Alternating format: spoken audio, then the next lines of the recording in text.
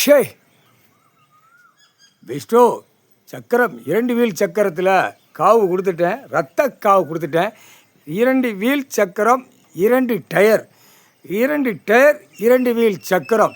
இதில் எல்லாம் அரசியல்வாதி, பல லட்சம் கோடி, நீதிமன்றம், வெளியில் கவர்மெண்ட் வேலாக்கிறவன், வார்டு வரை கிடக்கிறவன், கவர்மெண்ட் எல்லாம் அனைத்தும் உள்ள மானிட பிறவி.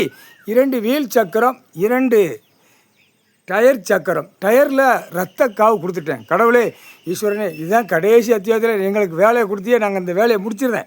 நான் தான் முடிக்கணும். காவு கொடுக்க கொடுக்க சக்கரத்தில் என்னென்ன காவு ஆட்டோமேட்டிக்காக இன்னையிலேருந்து அந்த ஏவலை சக்கரை வீலில் விட்டாச்சுன்னா விட்டுருவிய, கடவுள் விட்டுருவார்.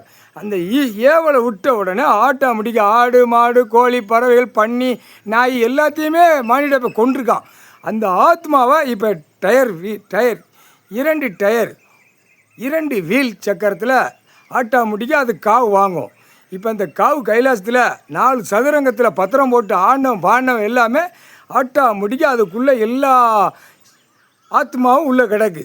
ஏவலுக்குள்ளே கணக்கு மாண்ட பேரும் கிடக்கான். உள்ளே அடைச்சி இப்போ கொஞ்சம் கொஞ்சமாக விடுதிய.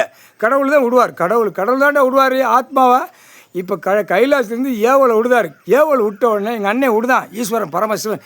ஏவல் விட்ட உடனே ஒன்றா சாவான். பரு ஐட்டம் பூரா இப்போ இழுத்து உள்ளே போவோம். இதான் கணக்குடா, இதான் கணக்கு. கண்ணை சிமிட்டின நேரத்தில் ஏவல் 2 வீல் சக்கரத்தில் போய் உட்காரும். ஆணுக்கும் பெண்ணுக்கும் ஓட்டி நக்கிட்டு போறியா, பூமி அழிக்க வந்த கேடு கெட்ட பேடா.